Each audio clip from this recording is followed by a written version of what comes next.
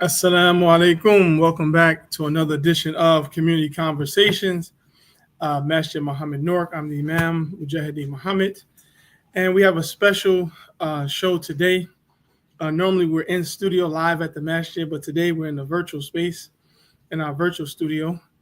We have two brothers who are going to share with us an upcoming event coming up actually just next week, the New Africa Conference, the second annual New Africa Conference. Will be hosted by Masjid Muhammad Newark. So we welcome you all to come join us live in person Friday, Saturday, and then we'll have a virtual address on Sunday. So without any further ado, in fact, before I bring them on, if you're watching, let me know where you're watching from. I'm also going to play a little clip that they were responsible for, and maybe they could speak to this, inshallah, when they come on. This goes back, I believe this was in 2003, where these brothers were hosting Imam Muhammad at the Apollo Theater in Harlem, New York. So we're going to do a little clip, quick clip, 3-minute clip. And after that, we'll be back on with our guests. Thank you again. Also, you can check us out on our website at masjidmuhammad.org. That's masjidmuhammad.org for any updates of events and activities. Be right back. They're going after the wrong thing, as we have gone after the wrong thing after we got equal opportunity in this country and laws passed to protect our citizenship and our rights of citizenship. We started celebrating, having a good time, playing, laughing, dancing, getting high, and we forgot what God have done for us over all these many generations. God has permitted us to be used and abused more than any other soul of a human being. God has permitted that soul of the African people, African American people, or the African people, to be used and abused. But the God that permits that is obligated to do justice by everything. So in the measure that he has allowed us to be deprived, he must award us, and at least that measure or greater.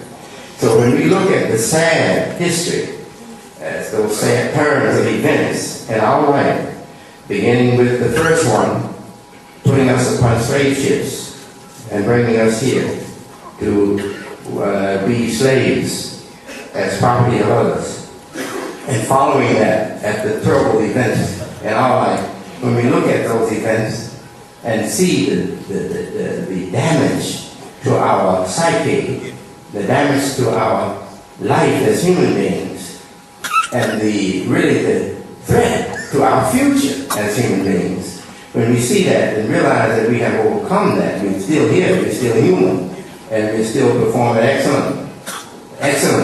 very excellent way, men and women, that says to us that God has not yet finished rewarding us.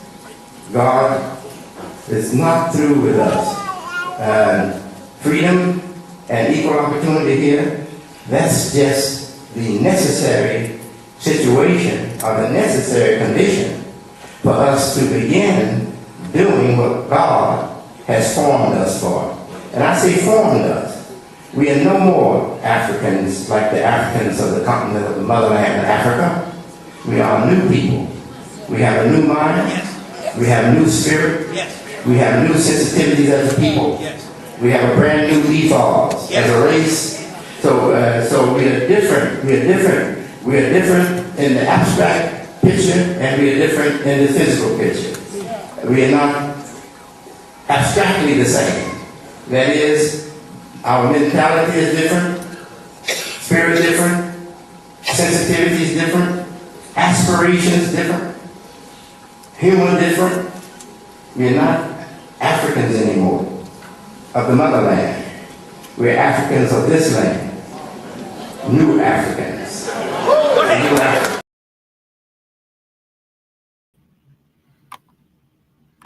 All right, there you have it. Welcome back again. This is Community Conversation hosted by Masjid Muhammad here on New Freedom Live. And today we have two special guests, dear brothers from Harlem, New York, the Sabri brothers, aka Ahmed Sabri and Hakeem Sabri. Welcome. Assalamu alaikum. Alaikum assalam. Alaikum assalam. How Thank are you. you? Thank Absolutely. So I saw Ahmed back there. That was over 22 years ago. you. Alhamdulillah. Let's start from there. What were you guys up to? How did that come about? Let's talk about that before we get Okay. into our discussion, inshallah. Okay. Bismillah ar-Rahman ar-Rahim. Alhamdulillah rabbil alameen. First, thank you for having us on this program. I think it's a very needed program for the community. Y'all are doing excellent work in Masjid, Muhammad Newark. Alhamdulillah. Well, how that all began was basically this. I'll try to be brief. My brothers and I were, we were all raised in the Nation of Islam. Mother made the transition under the leadership of Imam W. Muhammad, and so we, bringing fast forward as I got older, began listening to Imam Muhammad. One of the things that just stood out for us was Imam Muhammad's commentary on the African American life. Coming from Harlem, that atmosphere created a sensitivity in us. Because Harlem, as they call it, the cultural mecca of Black America. So again, moving it fast forward, we had noticed. Well, what we wanted to do was to bring more attention to Imam Muhammad towards the African American community. We didn't feel that enough da'wah, enough effort was given to promote Imam Muhammad's leadership amongst African Americans. So we what we did was we formed a group called the New Africa Intelligentsia, and that was going to be our effort. We just wanted to do our part as young people, students of Imam Muhammad, trying to follow his leadership to the best we could. So we were putting on a program. Our first talk, we began having monthly talks at the National Black Theater in Harlem. But before we did, we wanted to find out what Imam Muhammad thought of what we were going to do. We didn't want to do anything that would cause his leadership any problems or stumbling blocks. I remember we recall at some lectures, in particular Ramadan sessions, Imam Muhammad would say, don't cause your leader any problems. Like basically don't do things that would like get in his way, that he would have to clean up behind people. And I'm a student of Imam Muhammad, but then you say certain things that aren't in line with his teaching. So, so we sent him a letter. In this letter, I wrote Imam Muhammad, and to basically get his approval and his thoughts on what we were doing. I sent it, and about a week later, I get a phone call from this was 2003. Phone call from Imam Muhammad's office. Out of nowhere, I'm like, I said, I think it's a Matsa Hukakfu. She says, "Is this Ahmed Sabri?" I said, "Yes." She says, "Hold the line for Imam Muhammad." I'm like, wow. I'm really surprised. Imam Muhammad out of nowhere. I thought I would receive like a letter back, correspondence, because I was even using email as a letter. But I want to say this: what the letter said. The letter said, Imam Muhammad, many of the imams under your leadership, when they present you to the public, they present you as a Muslim leader, which you are. They present you as a humanitarian, which you are. They present you as a scholar, which you are. I said, but they neglect to present you to the public as an African American leader. And I said that that's what we wanted to do as New African Intelligentsia. And so notice, like less than a week, Imam Muhammad, he didn't even send the letter back. He called me. And again, note that's how important that was to Imam Muhammad. It was so important that he be seen as an African American leader, and it's something I think he recognized that he wasn't being presented as. And so we began talking, and I can't remember everything in sequence or all the details, but these are the things that stood out for me. He began talking a lot about Malcolm X. He said Malcolm, he was the one who introduced us to other Black nationalists in terms of the Nation of Islam. He said Malcolm was the one who connected us to Africa. And he said that with regard to the letter, he said we have become bougie in terms of his community.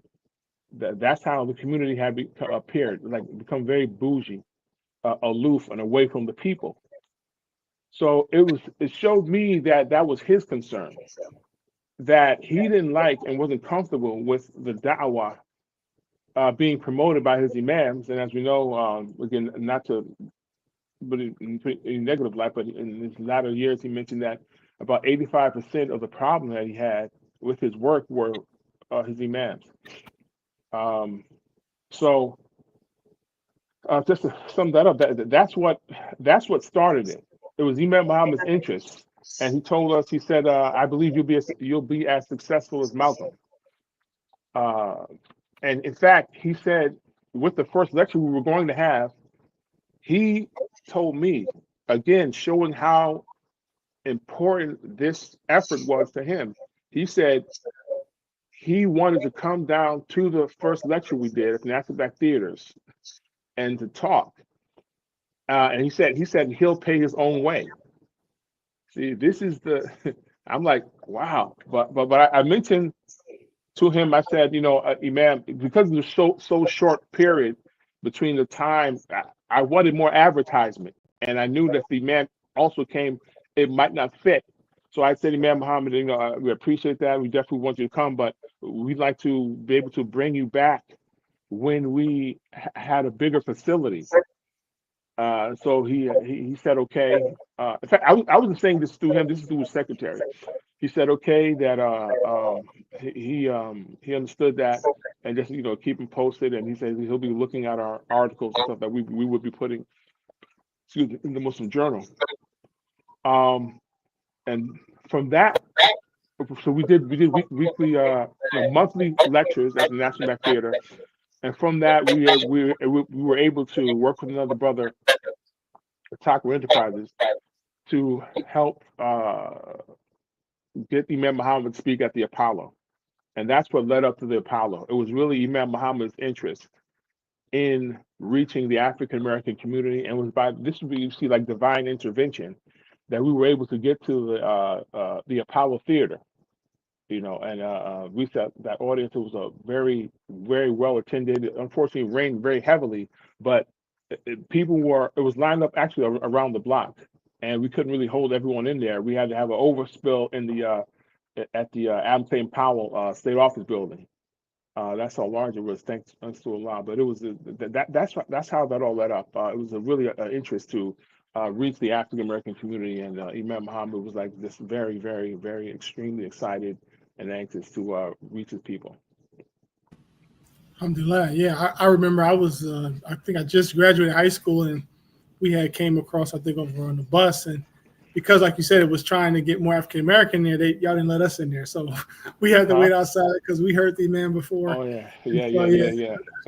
I understand. Yeah, that's why we didn't even want Muslim African Americans like from this community. We wanted non-Muslims in there first, Right. and then like to let the other community come. I almost forgot that. Alhamdulillah. So from there, you would say you all, that was 2003. I saw that Hakeem come in. Have there been any other times where you all engaged the Imam before his passing? Yeah. You want me to start, Hakeem? Or? No, Well, okay. I have to say this just because of the question. He contacted myself. So the other time that we really it wasn't like a consistent basis. He just knew of our work and wanted us to continue doing what we were doing. But the other time was after the Apollo, and um, he left a message on my answering machine because there was a brother, another imam named Idris. This was after the Apollo. He was inspired by the work we did at the Apollo, and so he wanted to bring Imam Muhammad to Harlem more often. And so Imam Muhammad had known him, and so he was working with a church in the area. It's on 116th Street, a few blocks from Master Malcolm Shabazz. Uh, so he was working. His older brother. He was working with that church to try to have Imam Muhammad come there once a month. And this was called the I forgot the name of the church. First Um, Corinthians. yeah, Corinthians. Yeah. That's where he was coming. I think he did at least 3 talks there. Um, so Imam Muhammad called us. He called my phone. I wasn't home. Left a message in the answer machine. I wish I still had the message, but he said the message he left. He said we want you to help with with the Mosque Cares interest in Harlem. So that just made me okay. I just got to help. So we helped Imam Juice. Those Corinthian addresses were the other times that we had a relationship with the Imam. Alhamdulillah. So, Hakeem, the New Africa Conference. This is the second one. How was the first one? I think I remember that one too, but I'd like you to tell the story. Bismillah. Bismillah ar-Rahman ar-Rahim. Allah's name, the merciful benefactor, the merciful redeemer. The first one was it seemed kind of like a struggle at first, but the more people, I guess, heard what we were doing, the easier it got. We reached out to certain people. We had a small committee to work on it, and it was at Masjid in Philadelphia. And we wanted to make sure we wanted to keep the workshops short and focused and connected with Imam Muhammad's language, and focus again on us, Muslim African Americans. This time it was specifically for our community, but Muslim African Americans in our community. It turned out pretty well. We had good speakers, and we had a lot of young people there, youth, young people. Me and my brother were able to do our play there for the cultural night. We had and then we had Imam Rashad Abdul Rahman do the New African public address. Of course, we had you doing the transportation, but it was I think it was a very good turnout. It kind of showed what Imam Muhammad had been saying about there was, I forgot the lecture he meant. He had it in when he said, I wish we could be together on an island for a year, just to, work on our problem. So that was our thing about, we heard that's what we kind of did the Apollo too. It's not obviously not an island, but at least it was a time we could be together. It's just us. And so we wanted to do it again. Obviously, the Imam already passed, but we wanted to do it again to say we still need to work on us as a people. So we had another event, New Africa, first annual New Africa Conference in Philadelphia, again, focusing on us, our situation, our problem, and our ability, and working to have a sustainable, I guess my brother calls it like an incubator to work out of, really an intelligentsia. The whole thing was like an intelligentsia, different avenues of thinking, different avenues of interest, working together to help our people through the religion of Al-Islam. So I think it came out pretty good. People were pleased with it, and we were able to get into subject matter that normally we weren't able to get into. I was glad we were able to do that, and we want to do that again for this for the second annual one. You're mute. Can you Go hear ahead. me? You're off. Yeah, we get you. Oh, yeah, I do want to mention this because Kim, you mentioned, and I forgot, I neglected to mention like one of the motivations, like why we wanted to do the Apollo, and why we wanted to came up with the idea of the New Africa Conference. That interest really was sparked really in 1986 or 85 when Imam Muhammad was at the Jacob Javits Center, and his talk was on YouTube. It says African Genesis something, but we know that led to the book. It was the book an African American Genesis. This is him right here, African American Genesis. This is the talk at the Jacob Javits Center. In the lecture and in more in future lectures, Imam Muhammad would say, we need to be on an island. We need to be we need a 3 months, several months, a year, 2 years if we have to basically address all our issues and not come out until we've done so. And there's another lecture in New Jersey where he said something similar. He said, I wish we could be with each other for a year, just by ourselves. He was talking about us as a people. So we knew that when the man said that, and I was around 15, those certain things like that, whenever he addressed the African American issue specifically or directly, that just stayed with myself and my brothers and sisters. So we knew that we wouldn't be able. It was impossible. I know. Remember how it was literally like, let's take up and move to an island and talk. No, we knew that couldn't happen. But the desire for that to happen, the need where we can address ourselves and our issues specifically and uninterrupted was an interesting, man.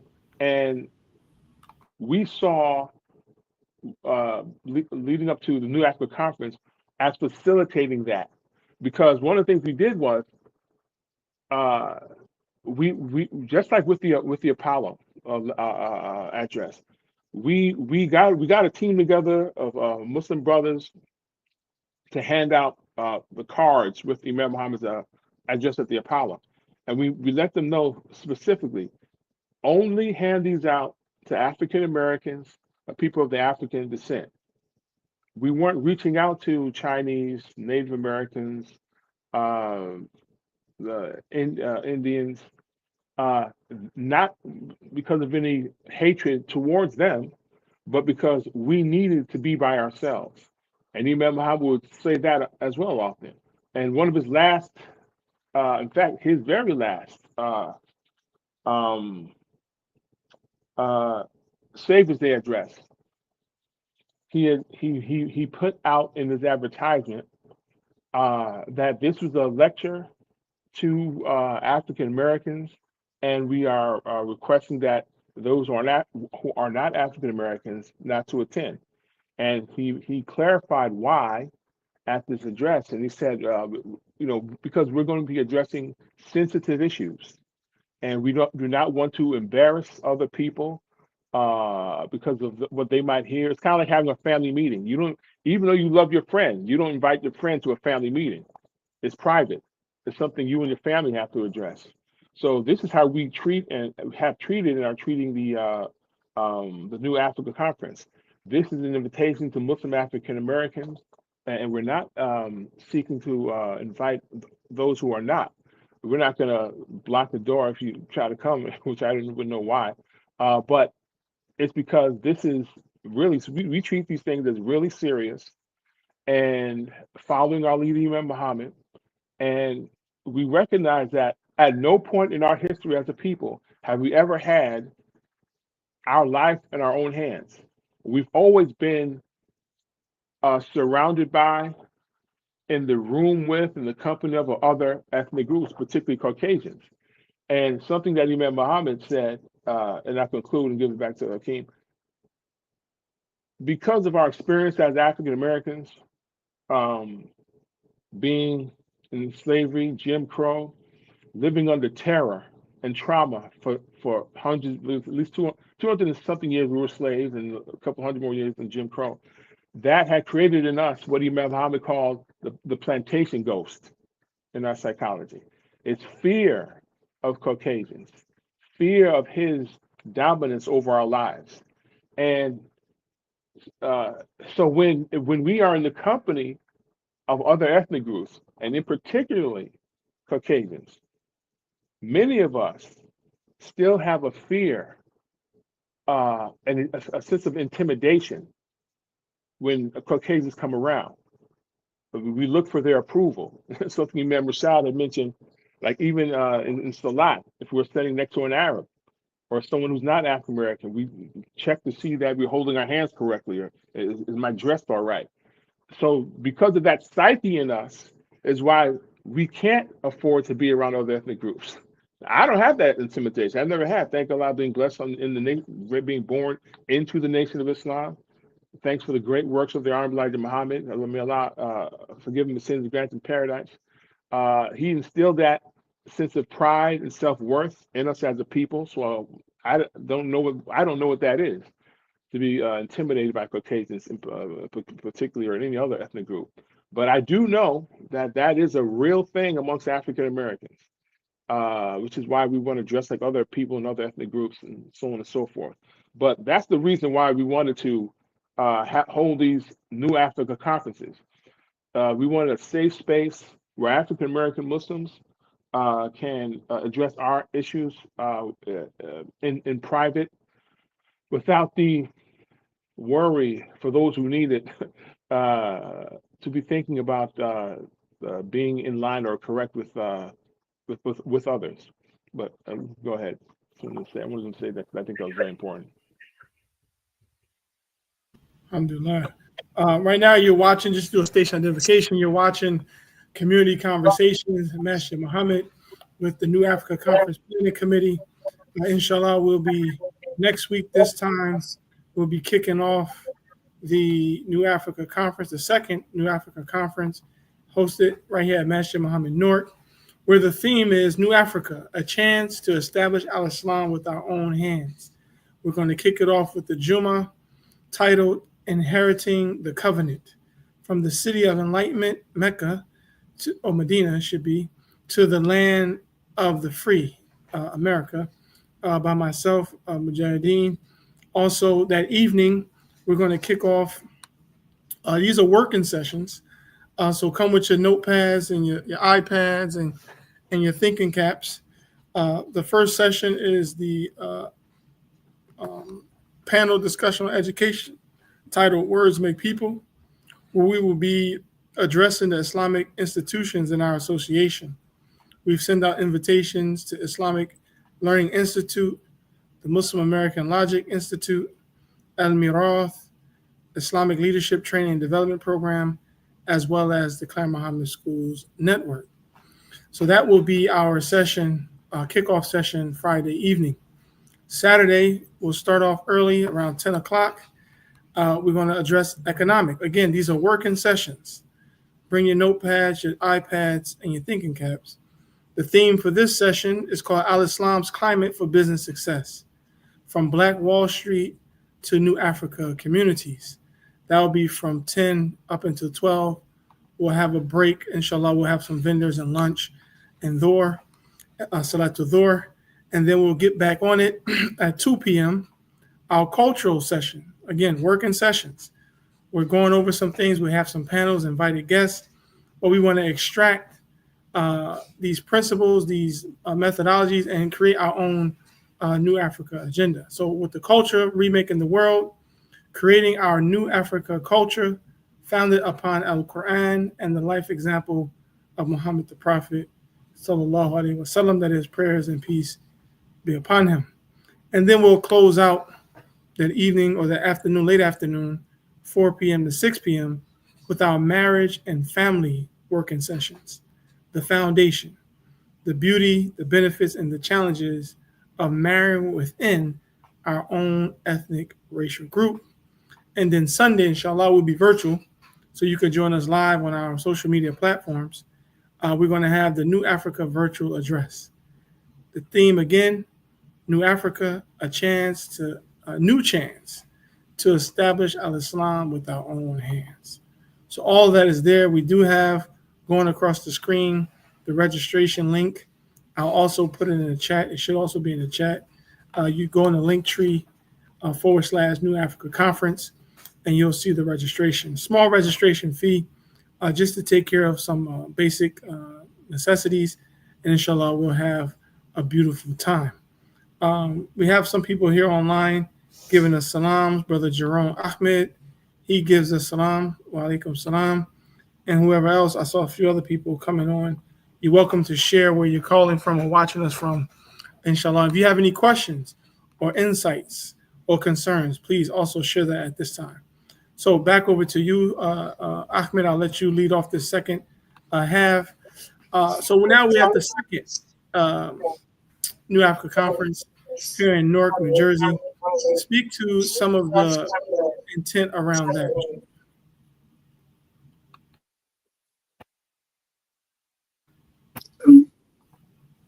Can you hear me? Go ahead, Ahmed. Go ahead. Okay. Yeah. So basically, it's just a continuation of the New Africa Conference, the first one. And again, we want to thank Imam Idris and the believers at Masjid Allah in Philadelphia for hosting us. I want to say this. It's very important for our community, that is the community of Imam Muhammad, to understand this need in our community. This is the book, An African American Genesis. It's the back, is the front. I picked it up today. I had it in my book bag, and I looked at the back of the book, and it says right up here. It says, "An Islamic approach to the African American dilemma." So how we see New Africa is just that. It's like we see it as a philosophy, as an ideology, as a way, Imam Muhammad's method of addressing the African American community. That's how we treat it. And Imam Muhammad said at the Apollo, he said, for some of you, he basically started the Apollo address by saying, many of you have picked up the name New Africa. You put it on your businesses, New Africa this, New Africa that. He said, but for us, New Africa is more than that. He said, for us, New Africa is the whole life. And I'm reflecting back on that lecture. If ever the ministry of W.D. Muhammad would allow this to be put back on YouTube, there was a lecture that Imam Muhammad did in Atlanta called Cause and Effect. Cause and Effect. And he's in Atlanta speaking at a banquet. And he mentions that he begins the lecture by talking about how during the transition, he says he knows that he lost some of you, meaning some of us. Those he was talking about were those who had an interest in establishing the African American identity and who were really vigilant and excited about that. I think that was the term he said. But because Imam Muhammad was doing the work and trying to clarify al-Islam to us mainly and giving us a footing to explain what al-Islam truly was, some of us were not as patient to stay with Imam Muhammad to that point. So some of us, some left, and some were like disappointed. As he said, this is what he's stating in his address. And he said, he said what he wants to work on. This is, I think, is 1990 something. This is before he mentioned New Africa. He was saying that what he wants to do is, he called it this: I want to begin working on what I consider the other half of my work. See, Imam Muhammad's had two specific interests. Of course, clarifying al-Islam to America and the Western Hemisphere, because just to be honest, Imam Muhammad was the most populous Muslim leader, the most influential Muslim leader during his lifetime, because of the connections that he made with America and the doors that he opened. But he said, the other half of my work was establishing the identity for African Americans. This was in 1990 something. So the interest So now moving forward, the interest of the New Africa Conference is just that. And every year, inshallah, we hope to do this. And inshallah, have it in Newark. Again, to digress, we were very excited and happy, Imam Mujahideen, when you invited us to do the New Africa Conference, because we had kind of put it aside until we never forgot it, but we had put it aside until we were able to get in a better position where we could have this annually. And when you invited us, we were very pleased, and because it's not many people, as Imam Muhammad pointed out, unfortunately, who have that interest, who keep that mindset. Oh, I must mention this. As that, I did mention that. We focus on Imam Muhammad as the interfaith guy, and we have. I've noticed it. We've presented him. In my opinion, I might be exaggerating, but it's like he's some hippie, flower child, peace and love.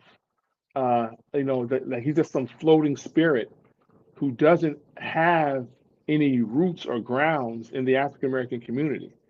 And we're so gung ho. I think we put more effort into interfaith dialogues than the people right in your neighborhood, changing your neighborhood, giving us a material establishment as a people, and that's the big mistake.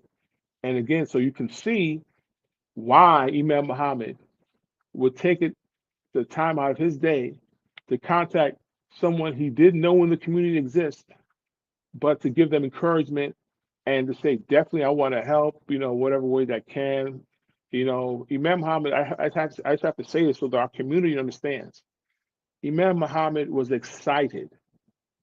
This interest in establishing the African American identity, it was like Imam Muhammad was relieved, like, finally, someone in my community gets it. I'm not putting an inference, trying to bring it into myself and my brother.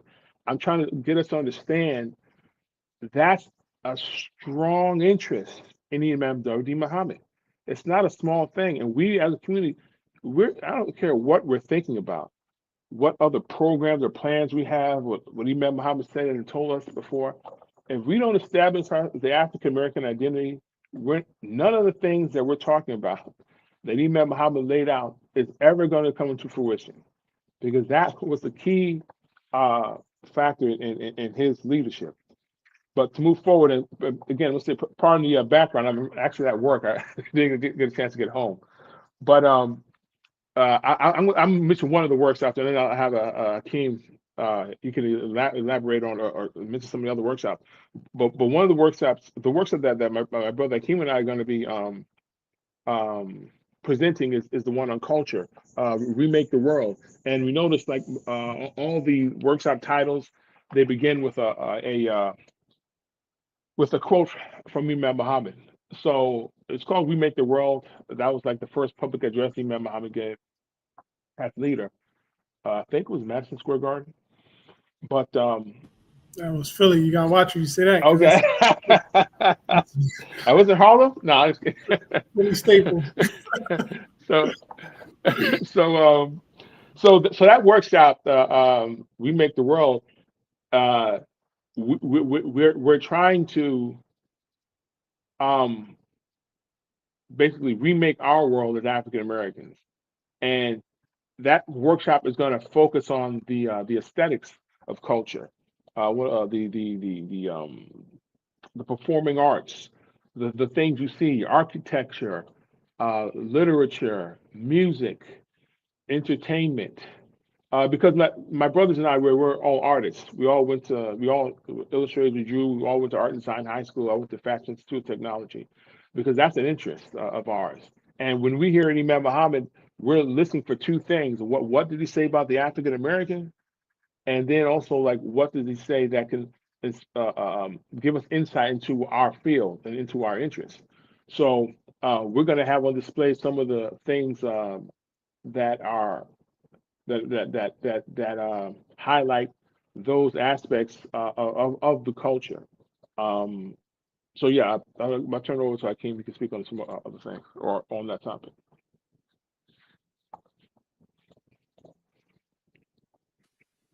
Thank you, sir. Yeah, I think what would help us, this really helped me more, to put into like a working, a working ideology. Once we see Man Muhammad in this light correctly, I think it'd be easier for people to understand why the New Africa Conference is in effect and has to really continue. As my brother said, you know, how we saw Imam Muhammad, how other people saw Imam Muhammad, but how Imam Muhammad said it, he said himself, I want to be seen as an African American leader. He said it himself. But like you said, I think most of us, because we were our biggest interests, our parent generation's biggest interest, even some of our young people, is how we're seen as Muslims. Because we are Muslim, but we're also African American, and there's no other. But we're little, you know, we know we're not as natural as everybody else. They don't. Other groups don't have to establish their ethnic idea anymore. They did in the past, but now they're comfortable with theirs. It gets in the way of the religion sometimes too, but where we are still trying to find a reality between both, and we have to admit that to ourselves. I think it was a couple of months ago. We may have said it a couple of times. Imam Rashad Abdul Rahman. He mentioned because Imam Muhammad was a Muslim leader. I'm paraphrasing these things. And a great philosophical thinker. Some say scholar. We see him in that light as Islam is progressing from the time of Muhammad the Prophet sallallahu alaihi wasallam till now. To all the different scholars, Ibn Kathir, Ibn Taymiyyah, Sheikh Waliullah, and even the different popular podcast people that are on that we look at, Norman Ali Khan, Mufti Abdul Laith, Dr. Shibli, Mufti Mink, and others. So we're constantly seeing Imam in quote unquote, and in quotes, the religious reality of continuing. But Imam Rashad mentioned we should see Imam Muhammad as a continuation of who we are, meaning African American. If we saw him in that continuation, we'd understand, oh, New Africa makes more sense. Yes, he's a Muslim, but he's a Muslim giving, well, since al-Islam is the last religion, the last way of life completed for all people, we should see Imam Muhammad as this is the Muslim African American's contribution to the African American dilemma. Whatever African person from Africa that started the fight to gain our life back, through all the different people that we had, the leaders that came through, Denmark Vesey, Nat Turner, Sojourner Truth, Franz Fanning, Kwame Ture, of course, the Honorable Elijah Muhammad, Dr. King. It was all the Bible. Even the Nation of Islam, it was all the Bible. So it really was Christianity. It wasn't until Imam Muhammad came with al-Islam to say, here's what al-Islam has to say about the life of a people, of an orphan people, to get them back into the line of honor that Allah created Adam for. It wasn't until him. So he's not, like my brother said, he's not a spook. He's not generic. He's not like he's just a person that just, oh, I'm ethereal and I just love everybody and we're all one. We are all one. But I remember Imam Muhammad saying one time, he was speaking about the religion of Islam and how he preached it. He said, yes, this Islam is for everybody. He said, but for right now, it's for us, our people. So if we saw him in that line as an African American that's a Muslim, bringing al-Islam to bring the African American whole. Imam Muhammad said this too. You want to save the whole world? save the black man. So our focus should be us, and we shouldn't be fearing the criticism of any criticizers when we say we're focusing in on us, because that's where the world is now.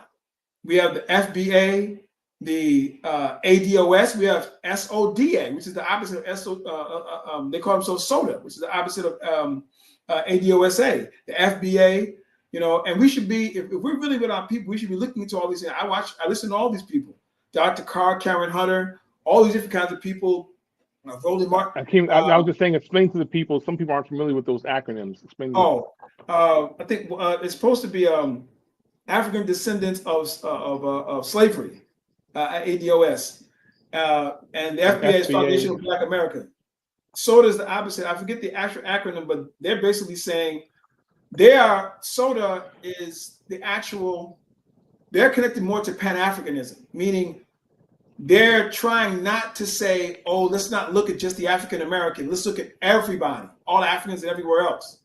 And most of their push is a socialism ideology, a Pan-African socialism ideology.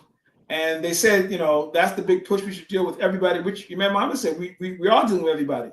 But the focus is for us, African-American Muslims here. And once we get that straight, other things will be straight, even our name, our identity. So again, the workshops are basically the same topics because we're dealing with the same issues. And I think once we get the fear of us off of being around each other, being with each other, addressing just each other, we'll move a lot faster, because I'm telling you, a lot of the young people are already there. I'm going to say this real quick. A lot of people, not people, a lot of people, excuse me. When we hear the term black, oh, man, I'm gonna start using black. I'm not gonna use black anymore. Oh, black. The young kids are using black. If that's the language you use, we use black to get to them and talk to them. So, don't try to degrade the word. Remember Rashad has a new book out, Al-Islam, Al-Islam addressing the idea of blackness. So we can use that, but I'm saying don't try to run from the language or disrespect the young people or people that are using the language so much so that you can't even get in the conversation. So yes, we know what it means, but Imam Muhammad never stopped using the language black because he knows what it means and he knew how to address it and use it. So what I'm saying is that we have to see Imam Muhammad as a Muslim African American, and there's nothing wrong with that. Once we see that and see him in the line of progression of the African Americans struggling to get our identity back, it'll be easier to come into New Africa. So I'll just say this last thing about the business workshop. The business workshop is not a regular business workshop. Yes, we invited business people to speak on it, but there's another proponent to us being successful as entrepreneurial, unique, and original business people. It's political, and we're going to bring that up at the talk, and I think it'll really help and focus us on establishing ourselves more in business once we have the focus of the second half of how business is to help establish us as a people. Assalamu alaikum. Can you still hear me? Yes. Okay. Before we do the next question, when things come to mind, I try to hold on to them before I forget them. I just wanted to add again, because we only have this short period of time, and this is something. There are things that I want to grab the audience's attention with within these moments to bring to our communities awareness regarding our Imam Muhammad's interest in the establishment of an ethnic identity for African Americans, and to show his strong interest in doing so. I did forget there was another time I met with him personally. I had the opportunity to talk to him personally. This is at a Ramadan session.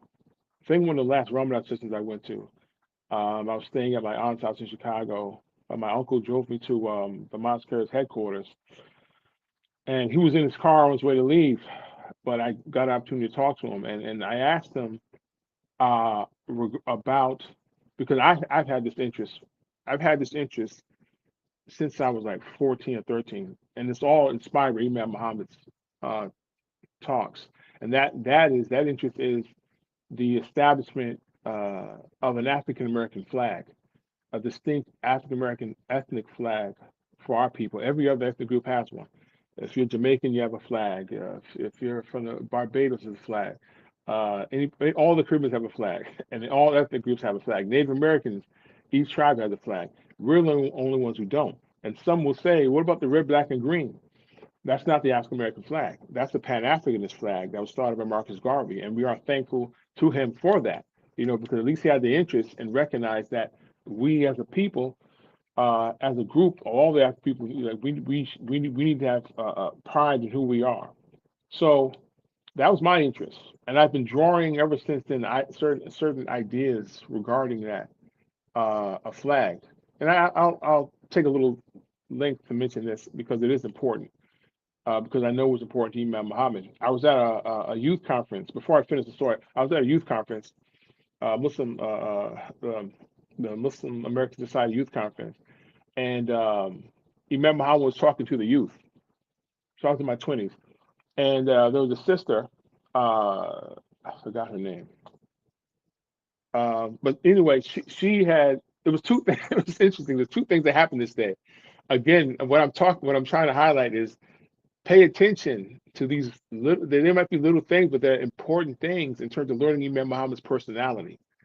I think we've been I think because of the leaderships we had and how imams have presented Imam Muhammad to the congregation, and because of their interests in politics and wanting to be with other people, that the community sometimes has this misnomer or this ill-informed perception of Imam Muhammad, like he didn't care about his people. So anyway, we was at this youth conference, and two things happened. There was one of the youth had presented like a T-shirt for the youth conference, and what the youth conference, that T-shirt was, it was this was in the late 90s. So it was a picture of two hands holding up the earth, and basically was saying that it's our responsibility to manage the earth. And so, but the hands were European. They have Caucasian pigmentation. And so Imam Muhammad commented on that. He said, I think he might have, I don't think he even took the shirt. They put it on the table. And he said, I've had to paraphrase. He said something like, yes, that's I'm glad that you see that as responsibility. He said, but one day the black men have to take responsibility of the earth. It says, well, why couldn't we have like a black hands holding it? When you remember I was saying that, it should stay in your mind like a roller that's because he does this on occasion. He will always take the time to bring to our attention some of the things that we're carrying with us that we're not aware of. I remember in high school, I used to talk about how, if someone said, draw a man, I was talking to my other students, not students, my peers. Like if someone said, this was back in the days when Afrocentricity was big, so we would spend our time, let's say in the lab and deciphering things. But I said, if someone said, draw a picture of a man, most people would draw a Caucasian. Though I didn't say draw a Caucasian man, I just said a man. But in our mind, the white man is the man, as we used to call them back in the 70s. Oh, the man. So, but again, moving forward, Imam Muhammad, so he noted that to that a young person who tried to bring him the flyer. I think, okay, it was Sister Tanya Hassan, who the sister I'm talking about. She passed, may Allah forgive her sins and grant her paradise. She created a idea for an African American flag, and she wanted to give it to Imam Muhammad that day.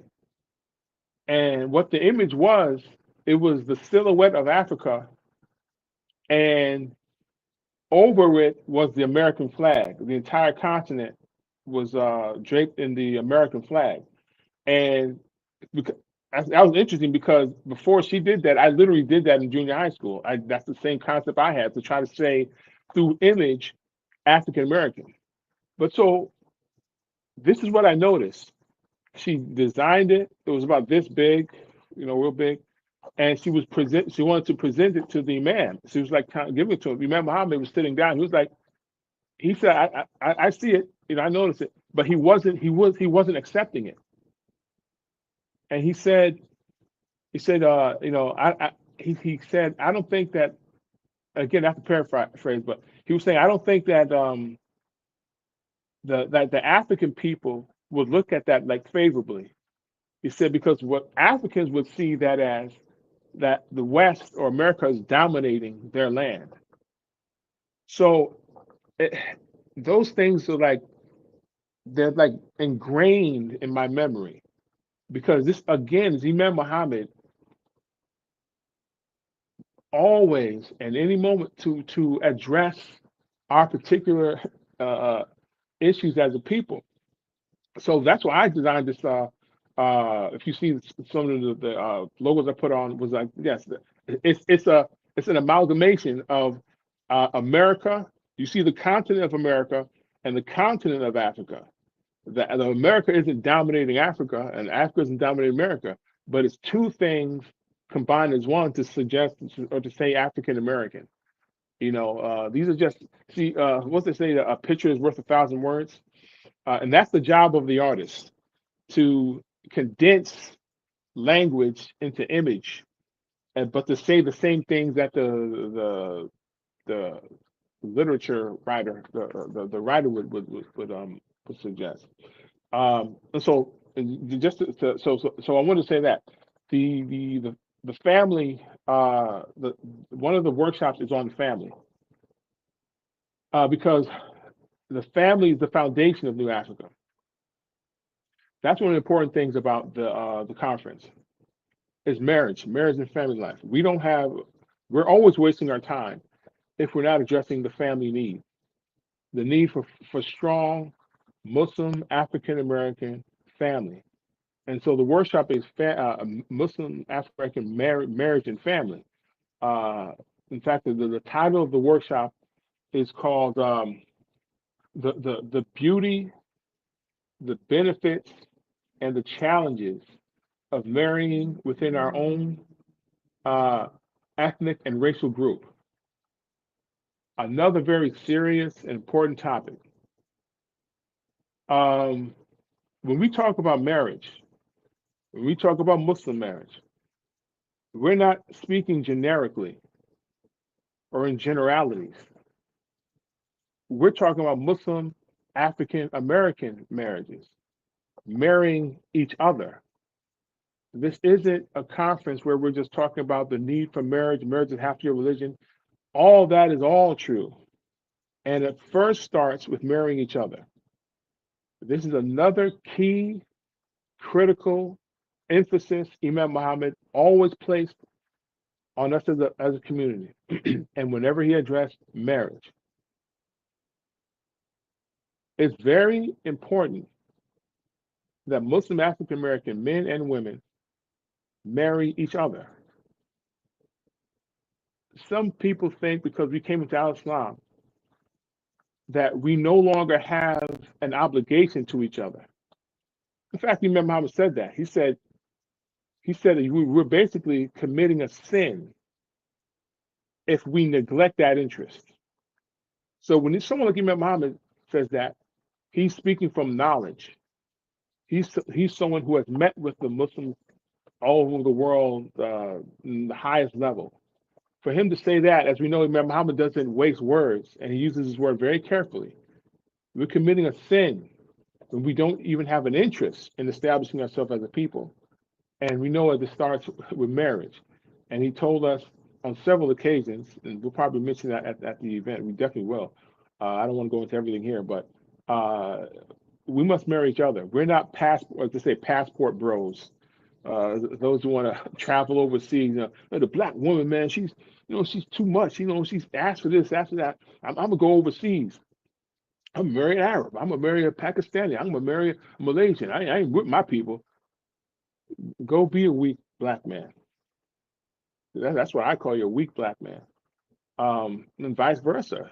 You know, um, one of the reasons why we don't get respect, and we will never get respect as a people, one of the main reasons is because we don't have that strong sense of identity and wanting and desire to be with us and to work with each other, regardless the circumstances, regardless the things that we're going through, regardless how much the African American man, he's not making such and such amount of money, or he's this, he's that, regardless to the black woman, she talks too much, her behavior is masculine.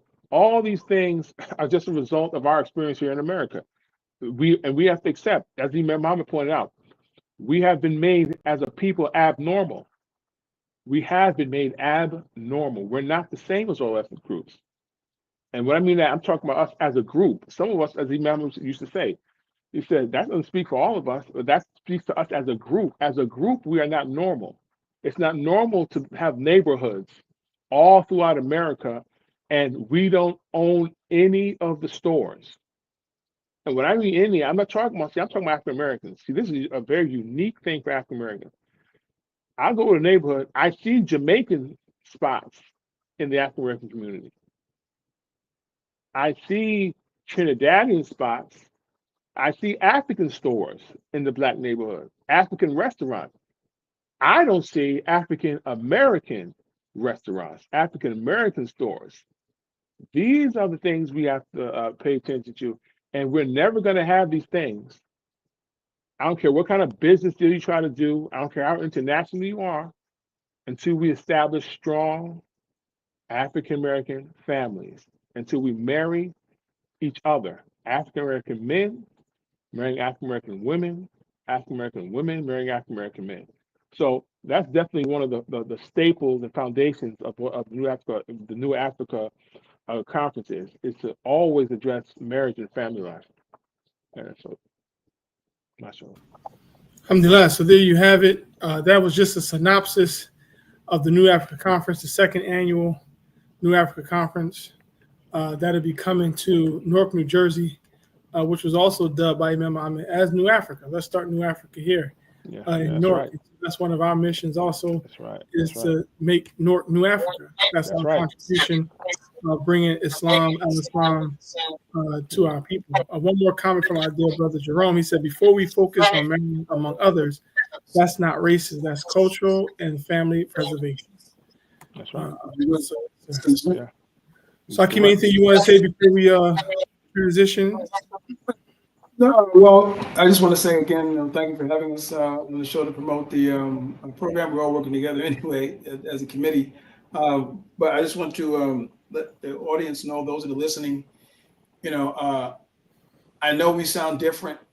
I know some stuff seems uncanny, and we just try to bring our attention to what Imam Muhammad has been saying about us, stuff that we kind of mulled over, or didn't have the courage to accept, or just weren't paying attention, because all of us are guilty of that.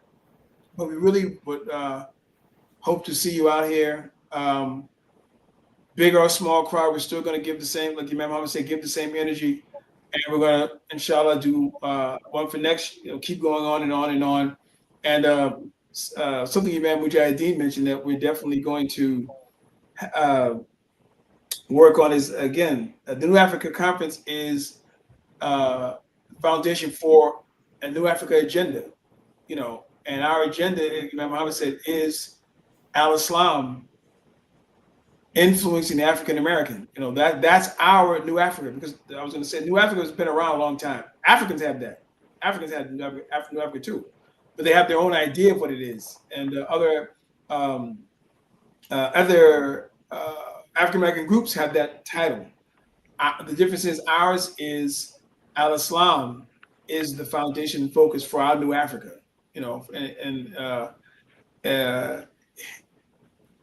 I'll close with this. In the lecture, Imam Muhammad said, we're not Africans of the motherland anymore. We're Africans of the new land. Africa is called the motherland I don't know if y'all know, America's called the fatherland. It's not called the motherland. So that's a sign for us. We're cut off from the motherland. Now we're in the fatherland. As we should think on that. Assalamu alaikum. Like, so I was about to put one of these mic drops. Yes, here you go, right here. And with that, I just have two more words to say. Obama out.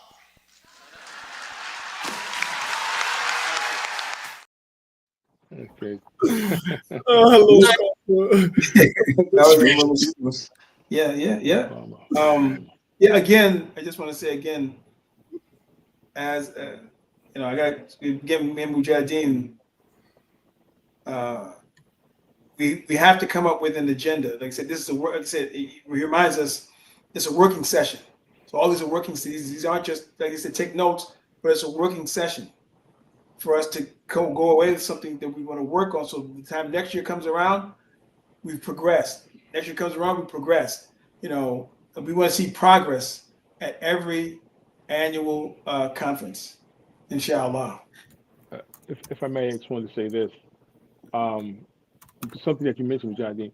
The Imam Muhammad this is about Newark, and it's. I want to thank you again for wanting to have the conference, because I was talking to my brother. It's like sometimes you have to wait for the right season, and I think it's the right season to start again with the New Africa conferences and to have them annually. The way we see it, because we saw it as a sign, because you're in Newark. One thing we also noticed was that if you're a student of Imam Muhammad, you would easily know this, particularly from the East Coast. Whenever Imam Muhammad came to Newark, he was a different Imam Muhammad. That's when I noticed Imam Muhammad was the most relaxed, the most at home, the most comfortable Imam. And he has said that he was very fond of Newark. And he said when he did when we had our annual convention in White Plains, he mentioned there. He said, he mentioned it when he was in Newark. He said this was like White Plains was just a stop on the way to Newark. So Newark was the real place and the real interest. And then he mentioned we could change it from Newark to New Africa. And I personally believe that this is something Imam Rashad had mentioned in one of his talks. He had talked about how, or it might not have been a talk, it might have been speaking personally, but that what our community needs is a model of New Africa community life, so that the rest of the community sees that it can be done, and they take from there, and we replicate it and replicate it and replicate it all throughout the country. I believe that the first replica of New Africa community life is going to be in Newark. I say that because of Imam Muhammad's interest in it, but also because when you come here, when you come to Newark, and coming from Harlem, I'm a Harlemite. I love Harlem.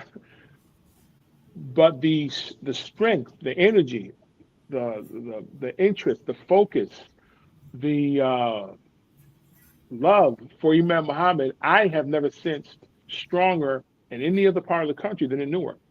And I think everyone knows that. When you come to Newark, these are people who are about Imam Muhammad's work.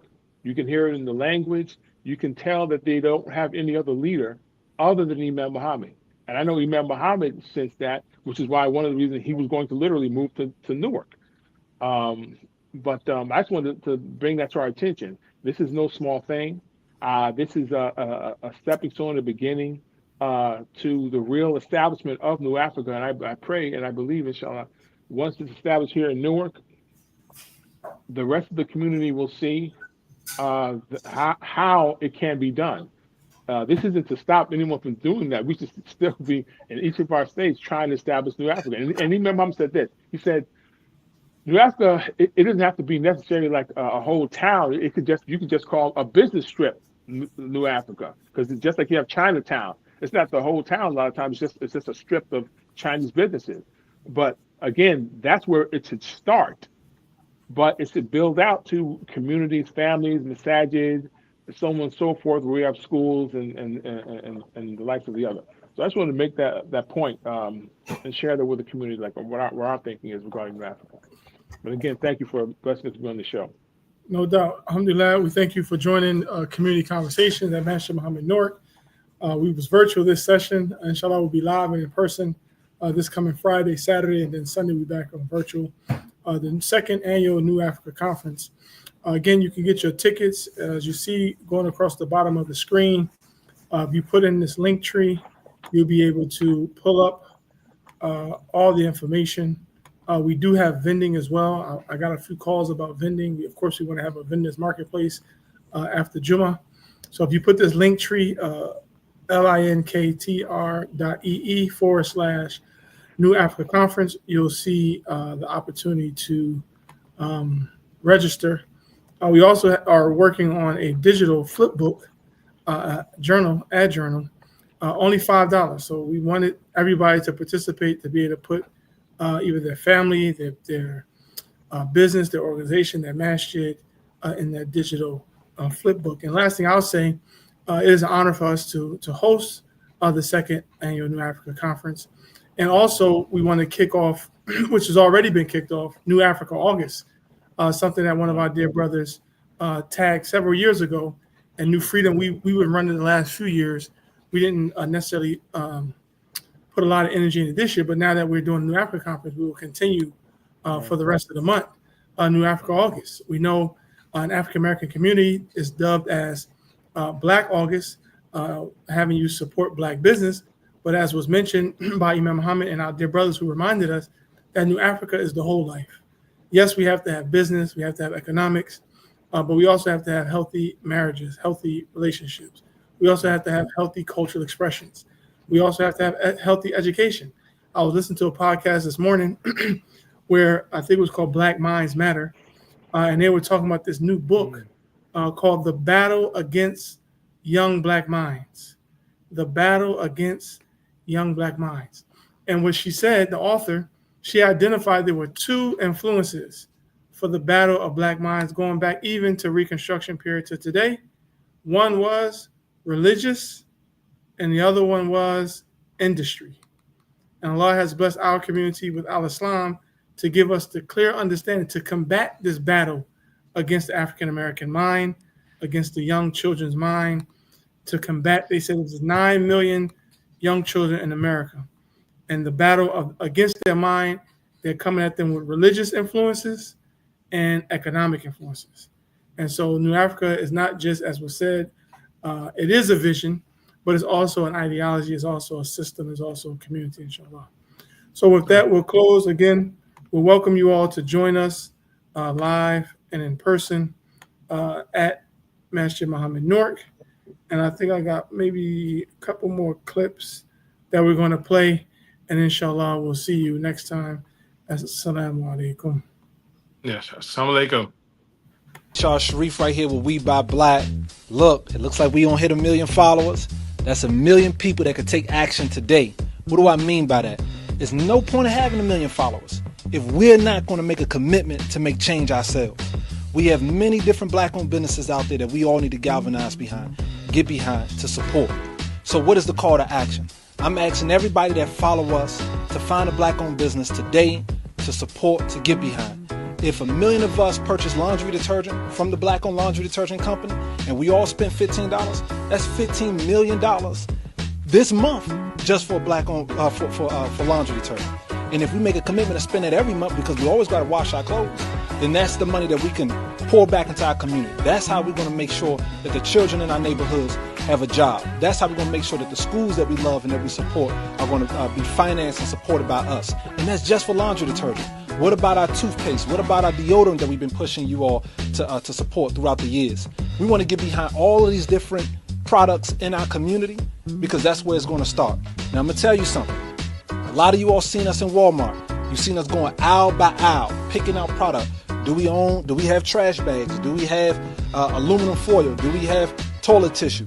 These products are now being produced in our community, but there's so much more work that needs to be done. every single item that they have in Walmart, that you see on Amazon, wherever you go, we should be producing those items. We should have those items created by us, so that whenever we decide that we need to go to Walmart, then we'll be able to say, you know what, no matter what it is I need, 90 to 100% of the items are going to come from my community. It's not enough for us to have a black-owned grocery store where that the owner is black, but all the product inside the store is going to a different community. We need to have the store being built by African. The light bulbs inside of the store need to be from an African American community. We need the floors to be produced by us. The concrete to be laid by us. Every single thing should be produced by us. We are not biologically deficient. It's just that our environment has caused us to think that we are not together to separate us. So we need to pull our resources together, strengthen our families, which will ultimately strengthen our communities, which will strengthen our whole society. So that's it. Right now, black people as a community, we have the highest rates of poverty, the highest rates of joblessness, the highest rates of crime, imprisonment, on and on and on. But as businesses, black businesses, we hire our people more than anybody else. We hire more African Americans than any other entity. So the more successful our businesses are, then the more we'll hire our people. And the more of our people that are hired, then the lower our joblessness rate will be, the lower our poverty rate will be, the lower our homelessness rate will be, the lower our crime rate will be, and then ultimately the imprisonment rate. So we can fix our issues from the inside out. But it first starts with us. So the call to action today is for all the million people who follow us, because like I said, it don't matter if it's a million people. Hell, we could have 10 people, but if 10 people can commit to make change, and that's where it's at. But because we have a reach of 1 million people, we asking everybody to follow us, to listen to us, get behind what we're talking about, because the change in reparations is going to start with us. There's no point of having reparations coming from the government, coming from anybody, tens of trillions of dollars, if we're going to take that money and pour it right back into somebody else's community. If our dollar leaves our community in 6 hours, what the hell good would tens of trillions of dollars do? It'd be gone in 6 hours. So the joke will be played on us. But the moment that we control all of our resources, the moment that everything that we need is coming from our community, and then we receive $10 trillion, matter of fact, we may even have a discussion whether or not it's even necessary at that point, because we circulate over $1 trillion outside of our community each year. Now imagine all of that coming back to us, and that's our reparations. Our reparations is us repairing ourselves. So the call to action, our people, continue to follow us, continue to support us. We don't want just a grocery store. We want to have the grocery store, and we want to have the products that stock our shelves to be from us too. Peace. Now, in concluding this, when the slave traders and the black traders of Africa, traitors, different, traitors, when the slave traders and the traitors of Africa called themselves Muslims, were fighting each other and carrying on and weakening their people over there, so that the white traders come in there and get us, take us on slave ships and bring us here. Now, all right? Yeah. So now, when all that happened, what you think was happening to our human soul? Let me tell you, God has given me an eye to see into the very abstract form of the human being by my study of the Quran. Yes. Now, I'm going to tell you what was happening. I know, as if I was there. The soul of those victims had given up on this world. They knew they were going to their death. They knew they were going to circumstances that were going to finish them off. They would never have their lives again. They knew that. But in their soul, they were saying, our children will one day be free again, and they will serve God. We have failed, but our children will one day serve God.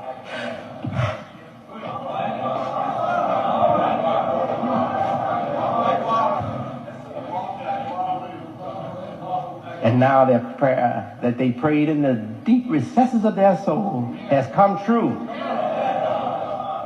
And not only are the descendants of the black people of Africa from Islam coming to Islam, taking up the divine cause, but those who never were Muslims their children from Christianity, their children from Judaism, their children from paganism are embracing Islam in America. And we are going to build New Africa. New Africa, right here in the United States. Allahu Akbar. And the soul of those suffering victims, they're rejoicing because of us here today. Don't work against us becoming Muslims if that's our choice. America is land of the free and home of the brave. And damn it, I'm brave and I'm free. And you can't take it away from me. I'm going to have freedom of choice. I choose Islam. I choose Quran. I choose Muhammad. I choose this religion for myself. And as long as my children are under my supervision and not of age to make their own decision, I am choosing Islam for all of my children. As long as my wife will like me, will love me, and she doesn't have to love me, as long as she respects me. I choose Islam for my wife. And that's my responsibility. And I hope you all feel the same way. Thank God we are free at last. We are free at last. You're not free when you're just free from physical bondage. You're not free until your mind is free and your human spirit is free. Your human spirit will take you where God wants you to go. And if you got that human spirit that will follow what God wants, your mind will be blessed by God to know how to get your body there. To get your body there. We're tired of being spooks in America or anywhere else. We are no spooks. We have a human body like everybody else. Don't tell me to accept God, immigrant Muslim from Pakistan and from Egypt and other places. Don't come over here and give me a life of Muslim ritualism. I had enough ritualism. I feel the genes in of my foreparents. They are in me. And I have a distaste for too much ritualism. I want reality. I want reality, and I want a place in this world. I want to obey God, and I want to get my share of this material world. Don't give me a spirit and tell me I can't have a body. God didn't give me a spirit and tell me I can't have a body. God gave me a spirit, and he gave me a material body to house my spirit. Now give me a material environment to house my mind and my spirit that is African American. We want to see New Africa. We want to see New Africa Islamic theaters. We want to see skyscrapers go up, and we build them. We want to see shipping lines and trucking lines and transportation lines all over in our neighborhood. We want to walk outside our house, and we want to look at the products and the construction and the industry of our own people, Muslim African Americans in New Africa, on these shores. On these shores. That's our rightful inheritance as the creation of God. God has created us for this. That's our natural inheritance. And we will accept nothing less. Nothing less. They have Spanish Town. They have Chinatown. Damn it, get ready for African American town, Muslim New Africa. And I won't say it. I know you've been waiting for it. You've been waiting for me to say it. We cannot